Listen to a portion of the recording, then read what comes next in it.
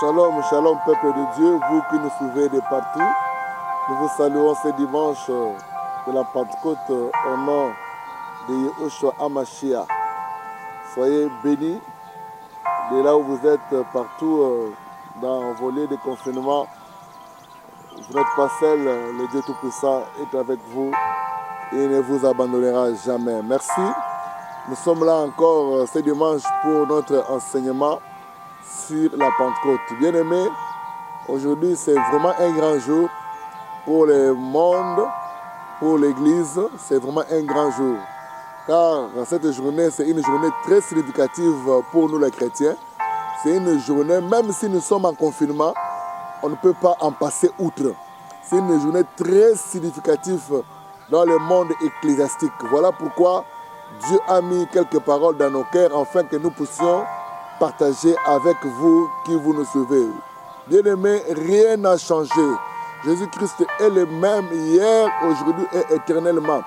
Les mêmes effets qui se sont accomplis ce jour-là, aujourd'hui si tu es connecté, ces mêmes effets-là vont s'accomplir dans ta vie. Les mêmes effets qui se sont passés quand le disciple était visité, était rempli du Saint-Esprit. Bien-aimé, le même effet peut te localiser partout où tu es, dans ta maison, dans ton lieu de confinement. Tu peux recevoir une visitation divine. Voilà pourquoi je te prie de me suivre avec attention. Nous allons nous servir du livre de Actes des Apôtres, chapitre 1, versets 4 à 5. La Bible déclare: un jour qu'ils prenaient un repas avec eux, il leur donna cet ordre: ne vous éloignez pas de Jérusalem, mais attendez ce que le Père a promis. J'aimerais que vous puissiez souligner avec moi ce que le Père a promis. Attendez ce que le Père a promis, les dons que je vous ai annoncés. Alléluia.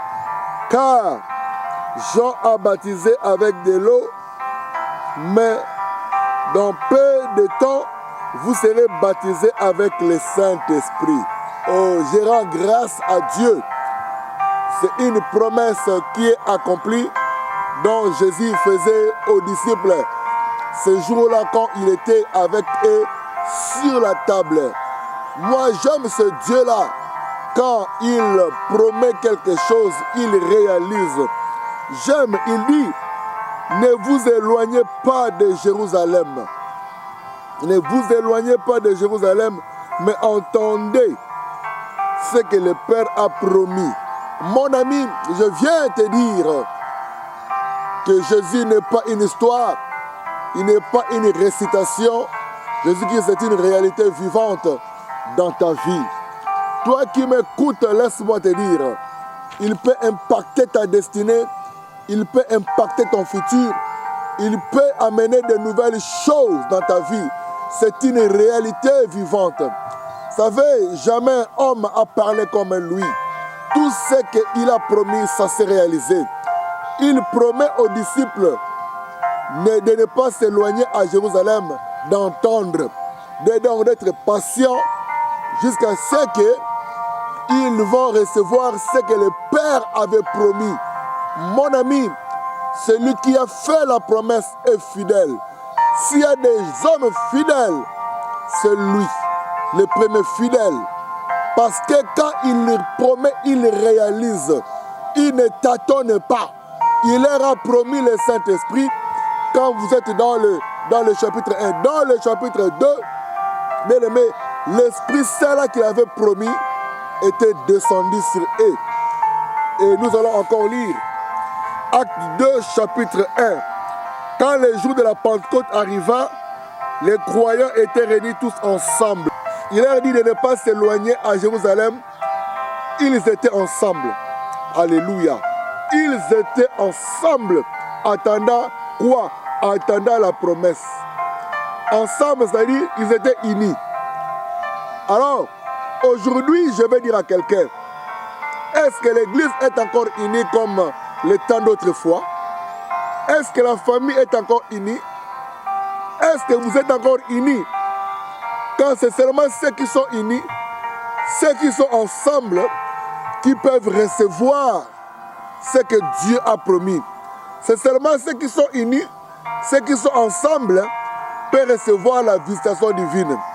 Mon ami, je suis venu dire à quelqu'un, ne te fatigue pas de prier Dieu, ne te lasse pas de chercher Dieu, ne te lasse pas donc de faire du bien. Ne dis pas que non, je fais du bien, donc je fais beaucoup de bien aux gens. Les gens m'ont décidé non. Attache-toi à ces promesses-là. Attache-toi aux promesses, mon ami. Les disciples étaient là, unis, ensemble. Ils étaient attachés à l'espérance. Ils étaient attachés à la promesse. Ils entendaient ce que le Père avait promis. Mon ami, qu'est-ce que Dieu t'a promis? Quand le Saint-Esprit est venu, bien-aimé, nous avons constaté tous qu'il y a eu un changement dans la vie de ce peuple. Quand le jour de la Pentecôte arriva, les croyants étaient réunis tous ensemble, au même endroit. J'aime au même endroit. Tout à coup, un bruit vint du ciel.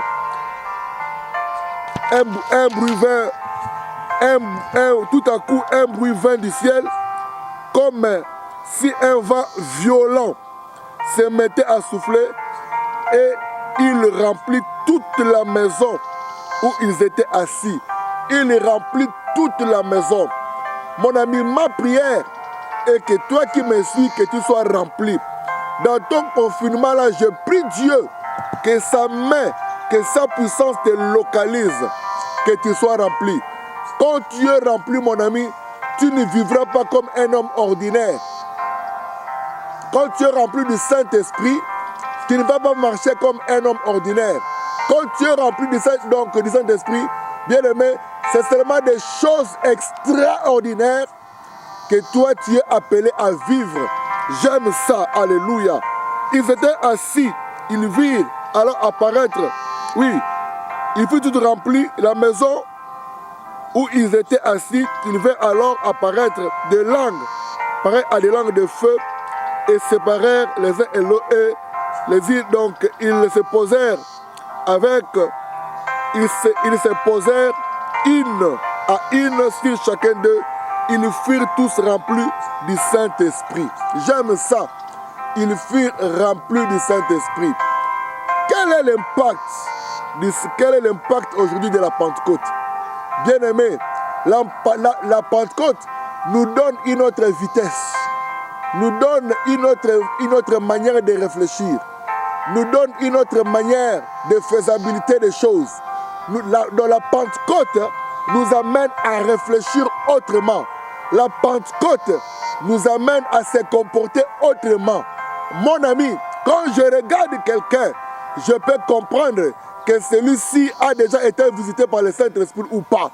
Mais écoutez-moi mes amis, en tant que chrétien, chacun de nous est appelé à être rempli du Saint-Esprit. Tu dois être rempli du Saint-Esprit. Cette vie que nous menons, bien aimé, ce n'est pas une vie que nous devons marcher dans le naturel. Non, c'est une vie spirituelle que nous sommes obligés à marcher dans le surnaturel. Celui qui est rempli du Saint-Esprit, il vit des effets surnaturels. Ce n'est pas, quand quelqu'un est rempli, ce n'est pas lui qui va commencer à vivre. Comme la Bible dit, c'est Christ qui va commencer à vivre en lui. Ça ne sera plus lui-même qui va commencer à se manifester. Ça sera la manifestation du Saint-Esprit qui va commencer à apparaître dans sa vie. Je suis venu dire à quelqu'un, mon ami, vous devez désirer à être rempli. Oui, il y a de ceux-là qui étaient remplis du Saint-Esprit, mais ils ont négligé cette plénitude-là en eux. Quand le Saint-Esprit vient à quelqu'un, bien aimé, ses effets vont se faire voir que celui-ci est rempli du Saint-Esprit. La première manifestation qui se fait voir quand quelqu'un est rempli du Saint-Esprit, la personne sera zélée. Il sera zélé pour le royaume. Il sera zélé pour le royaume. Il sera zélé. Il sera quelqu'un qui sera toujours au service du royaume. Il va se donner pour proclamer la parole aux autres. comme la mission que Christ avait donnée aux disciples dans Marc chapitre 16, verset 15. Il leur dit, allez partout dans le monde. Allez partout dans le monde, prêcher la bonne nouvelle. C'est-à-dire, celui qui est rempli, il sera zélé, il sera poussé, il sera motivé à prêcher la parole. Il sera motivé de témoigner Christ aux autres. Il sera zélé à obéir à l'ordre suprême que Christ nous a laissé. Bien aimé, quand il leur parle, il parle à l'impératif. L'impératif exprime un ordre. Et il exprime un ordre. L'ordre, c'est quoi? C'est aller. Celui qui est rempli du Saint-Esprit, il doit être poussé, motivé à aller vers les autres. Bien aimé, nous voyons comment le monde est en perversion. Le mal est devenu bien aujourd'hui. Les gens se mécomportent. Mais celui qui est zélé ne peut pas accepter de voir les choses pourrir. Non, il doit aller témoigner Christ. Il doit aller manifester l'amour. Il doit aller témoigner l'amour de Dieu auprès des autres. Son impact aujourd'hui, le Saint-Esprit dans la vie des gens, il pousse, il amène les ailes. Les ailes de quoi? Les ailes de la parole de Dieu. Ils étaient zélés. Ils étaient zélés. Et la deuxième impact dans la vie des chrétiens qui est rempli du Saint-Esprit, la personne doit être un homme repentant, un chrétien repentant. Pourquoi? Le Saint-Esprit amène en lui la repentance. Le Saint-Esprit n'amène pas l'orgueil. Il peut dire que si y a des manifestations à moi, ce n'est pas moi, ce n'est pas ma puissance. C'est la puissance de Dieu qui se manifeste en moi. Donc, l'impact que le Saint-Esprit, que la plénitude que le Saint-Esprit amène dans la vie de quelqu'un, c'est la repentance. Bien aimé, tu ne peux pas seulement entendre la repentance auprès des autres. Non, il faut que toi-même tu commences par la repentance. Il faut que tu sois un chrétien repentant. Ce qui motive, alléluia, que la personne soit repentante, c'est le Saint-Esprit. Quand tu fais du mal, il te pousse à t'humilier. Quand tu fais du mal aux autres, quand tu commets le péché, il te pousse à te repentir. C'est ça le rôle du Saint-Esprit. Quand il est en toi, bien aimé, le fruit de l'Esprit doit se manifester. Alléluia. J'aime Dieu. Quand le Saint-Esprit est en toi, le fruit de l'Esprit doit se manifester. Je suis venu dire à quelqu'un, le temps est arrivé où tu dois manifester le fruit de l'Esprit. Partout où tu es, les gens doivent remarquer que tu as Christ en toi. La Bible déclare dans Galates 5:22, marchez selon l'Esprit et vous n'accomplirez pas le désir de la chair. Je suis venu dire à quelqu'un, manifeste le fruit de l'Esprit et Dieu va te distinguer. Manifeste l'amour, manifeste la joie, manifeste la patience. Ce sont les fruits du Saint-Esprit qui attestent réellement que tu as le vrai Saint-Esprit. Ce sont les fruits du Saint-Esprit qui attestent réellement que tu as le vrai Saint-Esprit. Et je prie Dieu pour toi que le fruit du Saint-Esprit se manifeste dans ta vie, dans ta maison, dans tout ce que tu fais. Au nom de Jésus-Christ, vivez réellement la Pentecôte en manifestant le fruit du Saint-Esprit dans votre vie. Que Dieu vous bénisse.